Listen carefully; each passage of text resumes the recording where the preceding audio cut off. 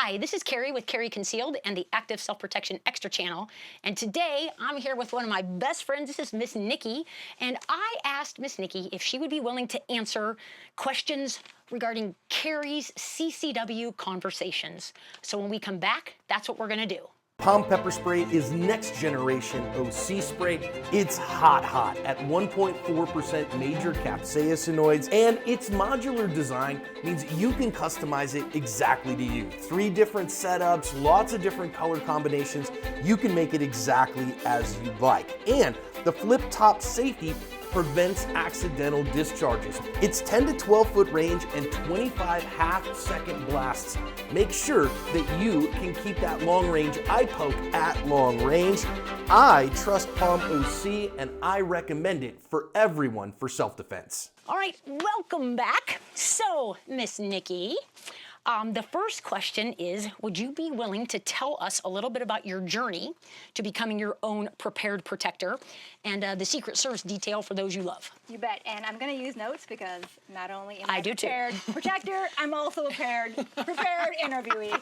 So yes, I like it. My journey started a long time ago. Okay. Fortunately for me, about 30 or 35 years ago, because I'm 42, my folks taught me not to depend on anyone else to save me. Wow. So wow. they Can I ask you a taught- question? yeah. How'd they do that? yeah, so in different ways. Okay, good. In different Okay. ways. So they taught us to be heads up, Yep. to pay attention to our surroundings, and Yep. the most important thing is to not look like a victim. Yes. Okay? So they did it in different ways. My mom was great about, let's get in the car, lock the doors. Lock the doors, like that. Yeah. She really drilled that home. Get in the car quickly and lock the doors. Yeah. I know Korea talks about that with the Let's Yeah, Go yeah. Yep, acronym. yep. So she has the L dialed in. Absolutely. My dad dialed this home, or drilled it home, Yeah. by saying, someone might be interested in taking something from you. Mm-hmm. Many different forms of that. Yeah. But if you look like you're willing to kick their teeth down their throat and they're going to have to eat their dinner through a straw for a few months, they're going to find someone else. So he drilled that home, Yeah. like, don't be a victim. My mom was, let's lock the doors and be safe. Sure. My dad was the, And those they layers. might come, but they're not going to leave with everything they came with. Right. So, Those yeah. layers of Yep. protection. Yeah. What I think's awesome is people used to ask my kids when they were younger, the older kids when they were younger, if, well, aren't you paranoid or aren't you scared? Because, you know, I say, try to teach them the same. Hey, as soon as we get in, let's lock the doors. Mm-hmm. And it's serious and it matters, Yeah. but when we say it in a mom way Yep. or in a dad way or Yep. a friend way, then it doesn't come across as scary and it just No. becomes part of something they grow up with. So when people would ask my kids stuff like, well, aren't you scared when your mom said that when you guys go to see a movie together, that you guys are, because there's a lot of us, you guys are buddied up and Yeah. she'll ask you where the exits are. Mm-hmm. Doesn't that scare you? And I think my oldest I liked her answer. She said, I'd be scared if she didn't ask us that. Yeah. And I was like, oh, it's true. But it's not said in a scary way. So your Right. folks did that for They you did guys. it, and it carries more weight when it's from them because, oh, my parents think this is important. I should think it's important too. Yeah. So I'll say that attitude of not counting on anyone else to Yeah. protect me or Yeah. come to my rescue was heavily reinforced when I was graduated from college. So in my early 20s, I spent some time as a volunteer firefighter and EMT. Yeah. And that's when I actually learned law enforcement, fire, EMS, they never arrive until the incident's already That's happened. right, till the scene's Because clear. Someone has to Yep. call them Yep. that something's going on. We need help. We can't control this. That's when they come. So being prepared buys you more time. The camera shut off. Well, oh, yeah, Oh. good job. Oh. You're good. We're good. I should have told you that. That's fine. I love it. It does it to me, too. I'm like, what happened? I don't know why the display shuts off. Apparently, I can adjust that. Should but I No, keep you're... going? Yes, Okay. All right, yes, what we do just keep going. So, Mr. Thomas hey, this is live recording, by the way. Mr. Thomas is like the Wonder Man. Okay. He fixes everything. You think Well, this is the trying to first be. time that's ever happened. I promise you it isn't. Maybe they'll keep it in and people can laugh at us. Or me, anyway. Well, they probably laugh at us anyway, even if they don't Well, keep it in. I hope they do. But going back to also not thinking like or looking like a victim, one thing I did want to say is when you pay attention, if you just pay attention, you are going to put yourself in a much different position, and you likely will not be the victim in that day and time because you're going to make decisions Less likely, differently, yeah. and you're See going things to sooner. act sooner. And when you act sooner, you know what? I'm going to cross the sidewalk because there's Yes. someone coming my way. When you cross the sidewalk, and then they also cross the sidewalk, now That's you a clue. have time that something's going down. Yeah, yeah. So when you pay attention, if you just pay attention, you will put yourself in a much better position. Yeah. So I'm jumping ahead now. Back to when I served as a volunteer firefighter EMT, I learned that you cannot depend on people to rescue you. You have to do something.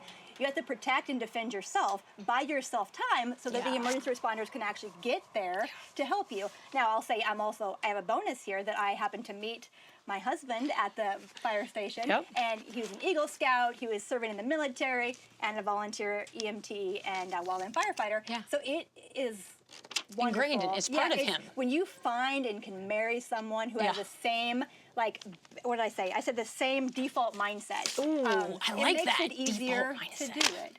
So I'm stealing that. Default mindset. That's good. That's true. That's my story. And That's true. That's where I started from. That's how you started your journey. I love it. Yeah. That's awesome. All right, next question is there any purchase that you made or a decision that you made that you'd like to remove, like use a erasable ink or something, but to remove from your journey? I got plenty of them. So yes, but I want to say you don't know what you don't know. That's so true. Give yourself grace. There's always going to be trial and error. And in the beginning, my sweet husband and I both thought that the firearms world was one size fits all because it looks like it is. Well, nobody talks about it not being, so. So he was coming out of the standard issue world, and I was I'm very interested but very clueless about firearms world. Well, in the standard issue world, if something's not comfortable or doesn't feel good, you just need to handle it more. Right, you should There's use it better. nothing wrong with the gear. You need to change. And that made sense to me. That's so true. He never made me feel that way, but that made sense to me. Right. And so well, because it's all we. I mean, that's the only option. Right. You're a go-getter, and so you're going to make it happen. Right. So he bought me a Glock 19, and I was thrilled and ecstatic and excited until I tried it. I mean, I'm a normal-sized human, but God blessed me with little child-sized hands and a small head for whatever reason. No, I can wear a kid's hat. Okay, fair. So I can wear child sunglasses and glasses. So normal-sized body, small hand, small head. So this Glock 19 did not work well for my hand size or my grip strength, and it was uncomfortable. So because it was uncomfortable to me, I never trained. And because I never trained, I never wanted to carry. Right. And I'm over here thinking there's something wrong with me. I never even considered there could be something wrong with the gear. Not that there's anything wrong with Glock 19. No, for some people it's great. But it did not work well for me. So that's where we were. We have since learned that's not true, that there's nothing wrong with me. There's nothing wrong with you. So now we buy gear that fits me or can be modified to fit me. So would I want to erase it? No, because we learned something, and you can never have too many firearms. So, I mean, I would not erase that, but... Do you know how few women say that? Like, I mean, I am blessed. I get to know a lot of women that say that. But in the grand scheme of the world, there are so few women that say that. Never sell land and never get rid of firearms. If you only learn that today... I love it. I love it. All right, so, I like that. Not erasing it. You're right, because we don't want to erase it. Even though it might have been really painful. But we did learn something from it. So. We both did. Both my husband and myself learned. True. And your hubby's amazing. I appreciate. I mean, both of you are learners, which is really awesome. Yeah, and he never, just to clear, he never made me feel like there's anything wrong with me. No, I know he did didn't. myself. Oh, me too. No, I know you do. Yeah, I'm talking about them. Yeah. He never made me feel bad about anything. He's such a good guy. So, Well, and I do it to myself. Nobody did anything intentionally. But I think, what's wrong with me? All these other people, all these other people on the line are doing it. Why can't I do it? Until an instructor came up, and God bless him for saying it, because it was early in my journey. He said, "Don't be frustrated that you can't manage recoil like the guy that weighs 320 pounds right next to you and has 8 inches on you. Don't be frustrated you can't handle recoil like him. You handle recoil." I know. I was like, what? Everybody says we're all the same. It's actually I should teaching the student. That's right. Instead of exactly. Good on that person. Yeah. Dave Spalding, he's amazing. All right, Dave. So let's question 3. 2 things that would have shortened or smoothed your journey had you known them in the beginning. Yeah. So the first thing I alluded to in the last question, which is, I thought the firearms world was one size fits all because it looks like it sure is. Does. But it is Well, they don't come in small, medium, and large. Yeah.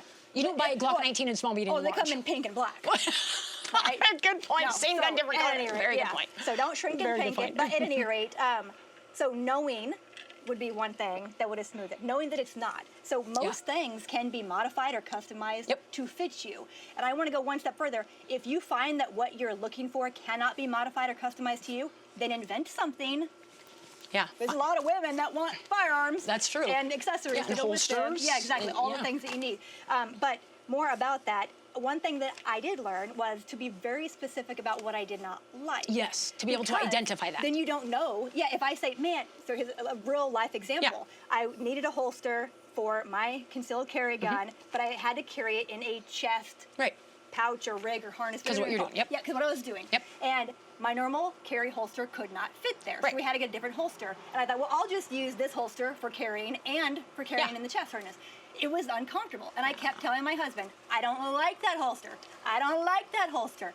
Finally, I said, I don't like it because. Oh, perfect. And he said, Oh. I can fix that. We have some foam. I can pat Yes, it. And yes. then Yeah. it was fine. Yeah. But had I Did not you been know specific- right away what it was you didn't like No, about it? I don't think I did. Because for me, it takes me a while. Like, I know it's not Yeah. uncomfortable or it hurts or even that it feels great. Yep. But I might not be able to identify it initially. I It might think I take me a knew while. that it was uncomfortable. Uncomfortable. Okay, But then okay. I was like, this hits me Here, yeah. And he was like, okay. Yeah. We can work with that. So, Yep. advice I to love you it. all would be if you don't like something a little, like you like most of it, Yeah, but you don't yeah. like it a little. Is there tell something you can do? Yeah, either look into it or if you know someone that knows more than Yeah. you, Yep. ask them and say, hey. And if they say nothing can be done, then you say, I'm going to go make $1 million. I'm going to make something that can be done. Yeah, and So, there's a video on the Extra channel from a couple months ago where I showed some different things that I've used to make a holster more comfortable for me, and like simple stuff. And you have like a toolbox full of. Well, okay, yeah, the things foam and that stuff. you- Yeah. I also have a Dremel tool, but we're not going to talk about dremeling a holster because we're not going to, or a gun. But yes, question. not that you've ever done that because No, you I haven't. haven't. But, I haven't. even just the foam Yeah. and just the, I mean, little things make such a big Yes. difference with the holsters and the firearms too for how they feel. And then so. the second one. Yep.